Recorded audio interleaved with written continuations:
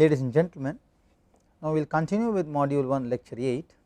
In this lecture we will explain you how to conduct in detail an hazard study for a specific example which I will illustrate you step by step. So, this lecture is dedicated to hazard identification and management in oil and gas sector using HAZOP methodology. Let us quickly recapitulate why and what are the important factors which lead us to do HAZOP study. Oil and gas industry plays a major role in world's economy. Huge investments are made to upkeep the facilities in order to increase the production capacity even marginally. Any accident like blowout, oil spill, operational problems shall cause heavy economic loss to the industry. Several techniques are available to identify and assess these hazards. For example, hazard and operability study, which we call as HAZOP, which we are now focusing in the present lecture. Failure mode effect analysis, which is called FMEA, which we will discuss in the subsequent lectures. Quantitative risk assessment, QRA, which we will discuss in the next module. Event tree analysis and fault tree analysis, ETA and FTA respectively, which we will discuss in the subsequent modules. Let us quickly recapitulate that HAZOP is actually applicable at 4 stages of operation. We can apply HAZOP at the drawing board stage, which we call as a design stage. You can also apply HAZOP at the construction stage or the process stage. You can also apply HAZOP when you want to make any process modifications, or finally you can also do an HAZOP study once the accident has occurred. We specifically call this kind of action as accident investigation report, AIR. Now, I want you to take through a case study which we will discuss and prepare an HAZOP report for this case study. This is actually an application problem of a group gathering station. I hope you all understand what do I mean by a group gathering station. I will explain very briefly what is the segment of analysis of a GGS considered in the present study. I have identified a group gathering station and tried to locate the hazard and operability problems of that station, because a group gathering station in general has potential to cause damage to the operation, plant, personnel and environment as well. So, the objective of the study could be to eliminate or to reduce the probability and consequences of incidents. Remember, the catchword here is not an accident. Incident is related to hazard, hazard is a scenario. As long as the hazard or the scenario is not realized into an accident, there is no risk. So, to eliminate or reduce the probability and consequence of incidents in the installation and operation of a group gathering station. So, this HAZOP study is applied to a GGS at the installation and operation stage itself. I have used a software by name PHA Pro version 7 for preparing the HAZOP worksheet. Ladies and gentlemen, you can recollect that HAZOP worksheet can be recorded in 2 formats. You can have a full recording format which includes all possible deviations from the design intent given. Therefore, the report is very comprehensive. So, here what I am describing to you is a full recording format of an HAZOP worksheet, which is prepared or generated using a software by name PHA Pro version 7.0. Let us quickly go through the methodology how this case study was done. In a given group gathering station, from the piping and instrumentation diagram given to you in detail, study carefully the P and I diagram and identify at least one section of the plant. Now, we call this section identified as node in the study. Now, for that identified section of the plant of the group gathering station, define the design intent and the normal operational conditions of this section. Once you have defined the design intent, then identify subsequently at least one deviation of this design intent or operating conditions by now applying a system of guide words. Ladies and gentlemen, recollect that the guide words are primary and secondary keywords which we discussed in the last lecture. Try to make a list of possible keywords which can be appropriately used for the selected problem like a group gathering station. Pick up those appropriate keywords and try to list them before you start doing an ASOP study. Then identify the possible causes, related consequences and existing safeguards for the identified deviations. Based on your detailed investigation carried out on this level, suggest or recommend actions to reduce or to eliminate these deviations. Finally, record the complete discussions you have or you intend to have with the management and also what recommendations you propose in terms of reducing or eliminating or mitigating the envisaged risk on the plant. These are as the following 6 steps what we will do to carry out an ASOP report for the case study of the group gathering station. Now, the case study considered is a group gathering station. I have a figure of the station in the next slide. So, this is the group gathering station. I will explain this process very quickly using this figure, then I will explain what is actually happening in each one of them slightly in detail. This is a process and flow diagram of a GGS.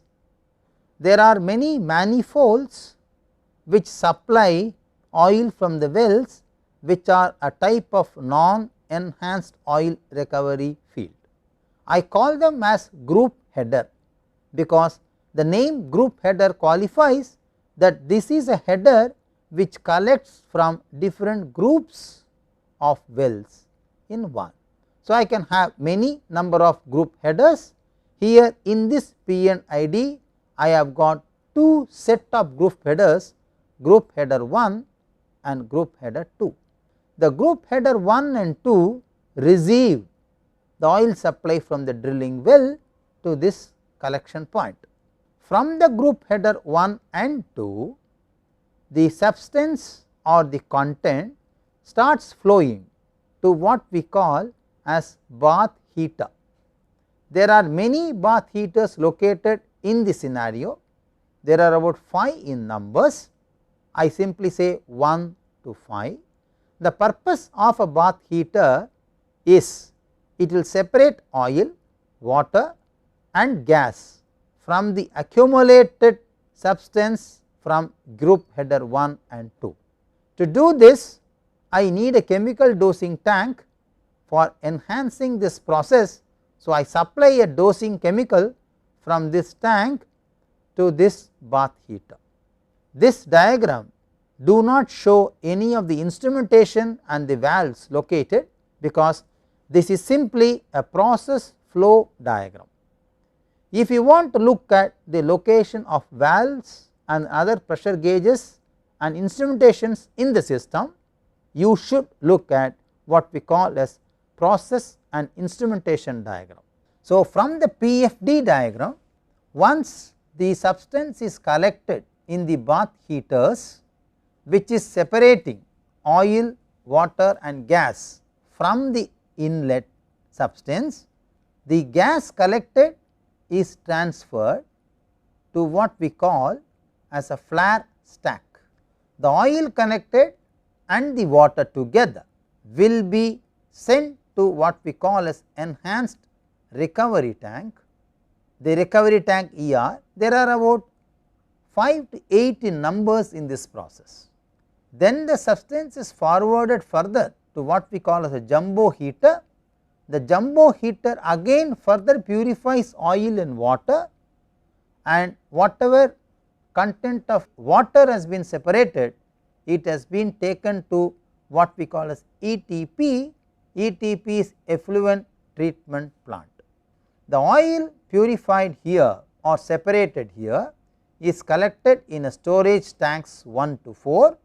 From the storage tanks 1 to 4, the oil is further dispatched through the pump house to a common tank facility from where it will be distributed. So, this is one segment of the process and flow diagram which is under the present scope of study.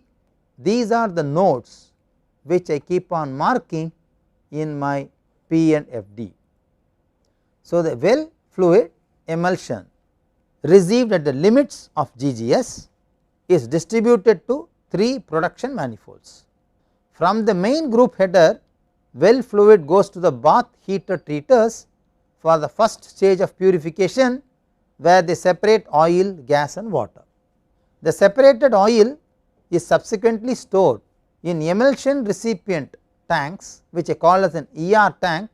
Associated gas is then separated out and sends to what is called as a flare stack. The separated water goes to effluent treatment plant, what we call as ETP.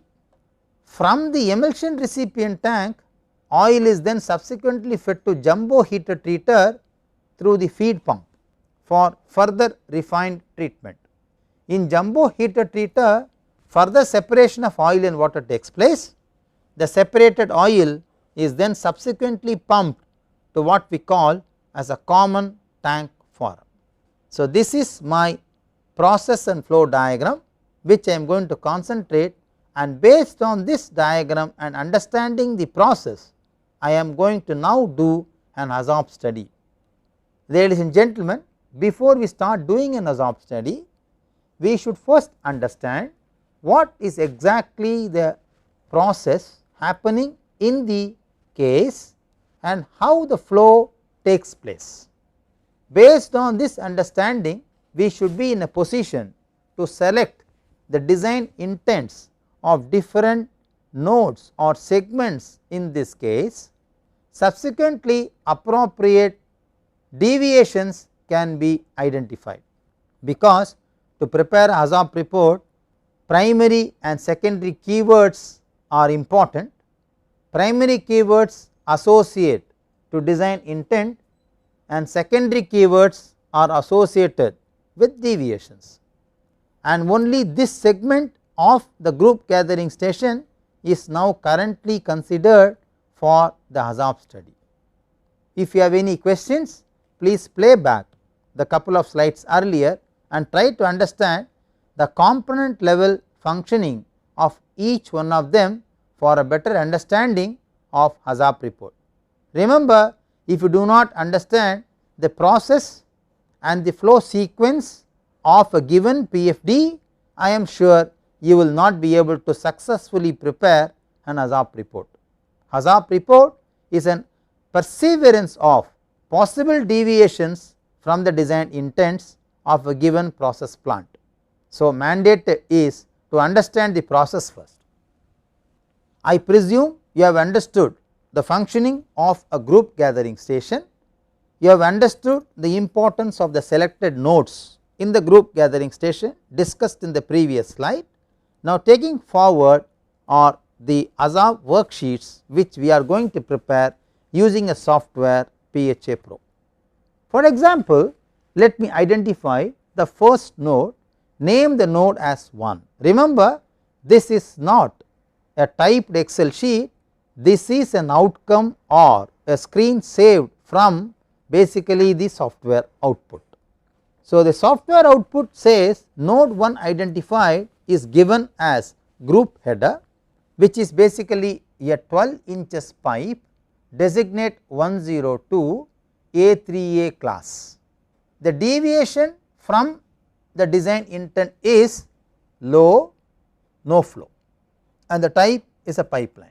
So, basically you are talking about a flow, and the deviation could be either there is no flow in the line or there can be a low flow in the line. The design conditions and parameters considered for the study are the following. The liquid rate is about 2500 cubic meters a day, the glass flow rate is negligible, the operating temperature and pressures are 50 degrees Celsius and 10 kg per centimeter square, the viscosity of the oil is about 270 Cp and the density of at operating temperature is about 966 kg per cubic meter. For the design intent and the deviation identified for the flow to be either low or no, what are all the possible causes, what could be the consequence, what could be the safeguard and what are the recommendations. I will focus this specific column slightly later. Let us first identify the first cause which can result from either a low or a no flow on a pipe segment 12 inches diameter from a group header. There could be a possible leak or rupture on the header line. If there is a leak or rupture, you can very well understand there could be either no flow or there could be low flow. The consequence this leads to a fire and environmental hazard, there can be loss of material, the process can become upset. So, all these possible consequences are subsequently numbered in an order. Even all the causes are also subsequently numbered in an order. You may wonder why this numbering is significantly important. This is necessary because when I generate a report later, by identifying the number I can easily access any specific cause or any specific consequence for any specific deviation in the report. That is electronically possible because this is a software generated report. So, wherever you see any of these recommendations given, it automatically generates a number associated under a specific heading. For example, safeguard 1, for example a new cause again 1, 2 and so on. So, there is an order, there is a format, there is a protocol which the software initiates by itself. It is very easy and necessary to understand why this is happening. After identifying the possible consequences for the causes resulting from this deviation on a 12 inches flow pipeline of a group header which is operating under the following pressure and temperature, let us examine is there any safeguard present in the system. Remember, the availability of safeguard is not seen in process flow diagram, you must look for process and instrumentation diagram. Once you looked at the process and instrumentation diagram, you will know what are the possible existing safeguards or recommended safeguards. For example, this specific case, fire protection systems are available in position in the GGS. Considering the due regard for the existing safeguard in the system, we recommend the following: the pressure transmitter to be provided for the group header line, just to check whether the pressure can record a low flow, because pressure and flow are related anyway quantitatively. So, if my group header has a low flow because of rupture, if a pressure transmitter is fitted, at least from the pressure transmitter reading one will come to understand that there is a problem of this deviation in the line. Number 2 recommendation, do periodic hydro testing for the pipelines. Hydro testing is a physical examination category which will tell how pressure to be maintained in an existing pipeline. We also recommend periodic inspection must be carried out and thickness measurement of the line to be done. The thickness measurement will give me an idea about the quality and standard of lifetime of the pipeline, because is this corroded or is the crude deposit is happening along the surface of the pipeline, because if the diameter is effectively reduced, pressure will enormously increase whereas the flow will not be affected. So, you will able to understand that by measuring thickness you can also avoid some furthermore consequences or deviations on the existing line. When you look at the next cause, for example isolation valves in the inlet crude oil line, the inlet crude oil line may have an isolation valves. the isolation valves can also result in a consequence. It can result in pressurization of an upstream section, the process can be upset. The safeguards could be pressure gauge is already available to tell whether the pressurization is being done or not. A non-return valve is available just to check that the process is not very seriously upset in the lines. There are also bypass lines available in this GGS. In case any such problem occur, I can bypass this from this line to next line. However, we still recommend the following: a pressure transmitter is to be provided to check whether the pressure is available properly or maintained properly in the line. Of course, we also recommend periodic inspection. Now, you may see here very carefully that the recommendation column has a sequence number 1, 2, 3. Now, 3 relates to periodic inspection, 4 also relates to periodic inspection. So, 2 qualitative recommendation cannot have the same number, because this is periodic inspection and thickness measurement, this is a different kind of recommendation. This is periodic inspection and maintenance of isolation valve, this is a different kind of recommendation. So, whenever in the report you start typing these kinds of keywords in the software, the new number is automatically generated. Let us look at the further cause. Cause number 3, non-return valve in inlet line on the oil group. It can result in pressurization of the upstream section.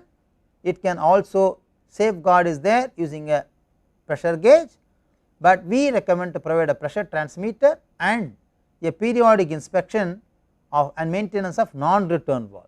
Ladies and gentlemen, remember that when you say a recommendation is pressure transmitter to be provided for a GGS, it gets the number 1, which is as same as the number 1 what you already have in the previous recommendations. So, you can easily identify that there is no overlap of this numbering in any such situations. So, so on so forth, keep on analyzing the drain valve, the consequence, then the safeguard and recommendation. Then choking of the inlet crude oil, the consequence could be pressurization, process can be upset, though pressure gauge is available, you put a pressure transmitter has the same number as it has been given earlier. When you enter for the first time in the software any such kind of recommendation, it generates a number automatically, and later on when you try to invoke this particular recommendation, the number is carried forward as a constant number through and through of the report. So, absolutely there is no overlap of any specific recommendation.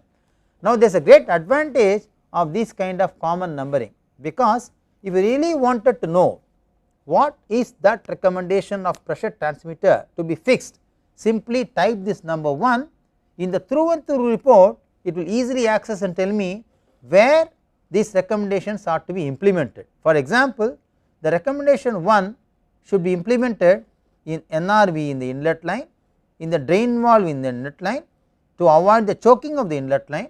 All locations I have to install a pressure transmitter. So, I can easily know where are the nodes which can address what cause this recommendation is satisfied. So, this numbering is having a very exclusive and explicit advantage in recording. Look at the periodic inspection just for recollection. The moment I say periodic inspection, it compares with the existing number, and periodic inspection and thickness of measurement of inlet crude oil line is having a different number 7 like this. So, let us same note the second deviation, which is high flow. The previous deviation was low or no flow, the type is a pipeline, the conditions of operation remain same. The cause can be, if there is a high flow, the high flow from upstream section of this node can cause a pressurization of the line. You can already regard for the pressure safety valve provided in the line, but still we recommend to put or install a pressure transmitter in the group gathering line. The recommendation is common for the previous deviation, the number is carried forward in the same fashion. Now, also remember, if you already have an existing safeguard like a bypass line etc., again the number is carried forward from the previous segment. So, like this manner we can keep on identifying different kinds of primary and secondary keywords, identify the deviation, identify the causes, subsequent consequences, check for the existing safeguards, and keep on recommending whatever action can be deemed fit to either eliminate the consequence completely or to reduce the effect of this consequence on the process. Let us now focus on this specific column where I am generating what I call as a risk matrix. This particular column has 3 subdivisions as you see here: S, L and RR. S stands for severity, L stands for likelihood. Ladies and gentlemen, recollect from the previous lectures that risk is a product of these two, and I am quantitatively converting the qualitative statements into a number, and based on this number I give a risk ranking.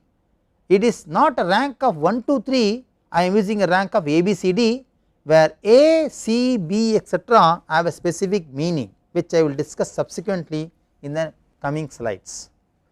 Let us look at the third deviation. There can be a reverse flow or there can be a misdirected flow on the group header line of 12 inches P102A3A under the same operating condition.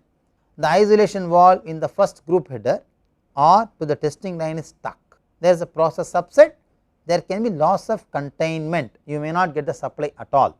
This may result in a severity of level 1, likelihood of level 2, whereas the containment is a larger severity of 2 and likelihood of 2, that results in a risk ranking of C, and this resulted in a risk ranking of A.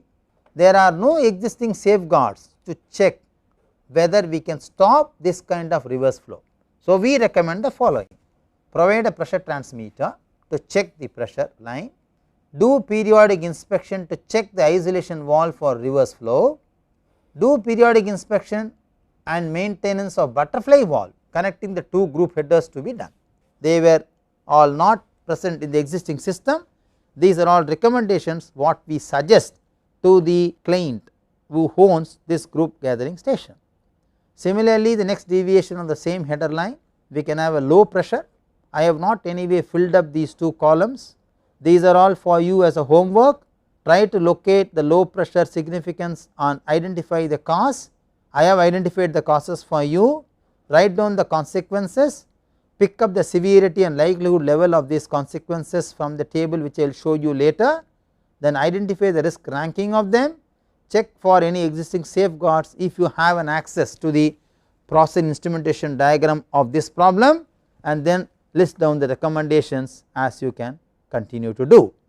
So, this is a very simple illustration of how to prepare in detail an HAZOP report for a group gathering station on one specific node, a group header. Similarly, you can do for high temperature. High temperature can result in external fire, that can result in a fire and environmental hazard. There can be a process subset, there can be a possibility of precipitation inside.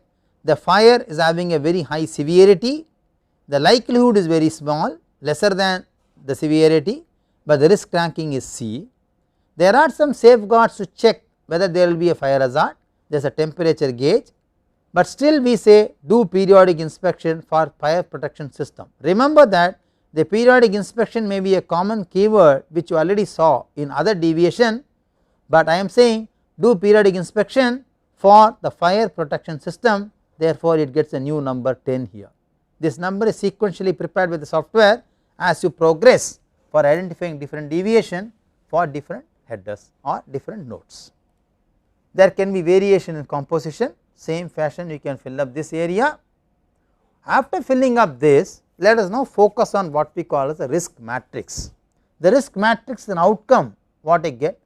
Clearly see here the risk matrix is a combination of hazard severity and likelihood of occurrence, which is S and L in the previous columns of the report. Now, if you look at the hazard severity, it has a scale of no injury or health impact, minor injury or minor health impact, injury or moderate health impact, death or severe injury, which we call as high. So, the severity starts from low level to high level and gets a number 1, 2, 3 and 4. Similarly, if you look at the likelihood starts from low to high level, not expected to occur, could occur once during the facility life, could occur several times during the facility life, could occur on an annual basis. So, when it keeps on reoccurring on every year, then the likelihood is high. If it is not expected to occur at all, then the likelihood is low. So, again this gets a number of 1, 2, 3 and 4 appropriately. Now, let us look at what are these alphabets A, C and N and U doing here. A means the risk level is acceptable, it means no risk control measures are required. For example, if you have any event whose severity does not cause any injury and it is not expected during the lifetime of the process plant, then that kind of risk is what we call as an acceptable risk. Similarly, if you have a risk level of C, we say the risk level is acceptable with a control measure. It means you have to recommend certain control measures in position to make this risk unacceptable. For example, if risk causes injury or moderate health impact on the personnel on board, and if it is not expected very frequently, then I can call this an acceptable level.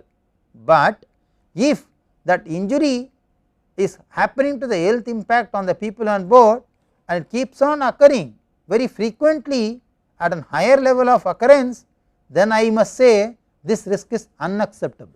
Now, there are certain risks which are non desirable at all. So, the risk control measures to be introduced within a specific period of time, that is very important. They are not desirable at all. For example, any risk which is causing a very severe or death injury to a person, even though it could occur only once in a facility life, still we say it is non desirable. So, ladies and gentlemen, remember that petroleum industry, though the risk level is slightly high, but all precautionary measures are taken in terms of identifying the risk level and trying to recommend certain control measures in detailed analysis and study, so that the petroleum industry can be accorded as one of very intelligent mathematically protected process system which can be executed safely, and you need not have to bother about the safety part, because there are methods, there are tools, there are people, there are systems which put this risk under control. So, this is the significance of the risk matrix which has been derived from the Hazzard report as an additional benefit from the Hazzard study. Let us look at the implications of Hazzard study for this case study. Cost towards implementation of recommendations generally adversely affect the safe mode of operation. The suggested recommendations are required to be implemented if you want to eliminate or reduce the identified hazards. Of course, the total cost of implementation will affect adversely the investment of the plant. In this specific example, it has been arrived at that the total cost of implementation of recommendation is coming to 1867 thousands. This of course influences the implementation of the recommended action plan, because this figure as it goes and grows alarmingly high, then the investor will look at the necessity of this investment to reduce the risk. But of course, we all agree that safety is first. There is no compensation of trained people on boards whose health can be at risk.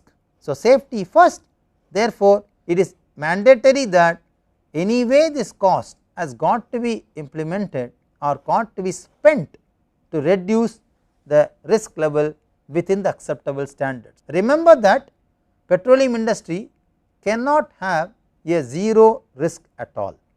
There is always risk present, but we say that it should be within the level of acceptable standards. Let us quickly conclude what we understand from the case study. All the identified hazards of the given installation on a group gathering station can be reduced. It is possible to reduce them. They can be even eliminated, of course, by implementing the suggested recommendation. The cost of implementation of recommendation influences the implementation of action significantly. It means if the cost goes high, then one will really think whether we can revise the action column significantly.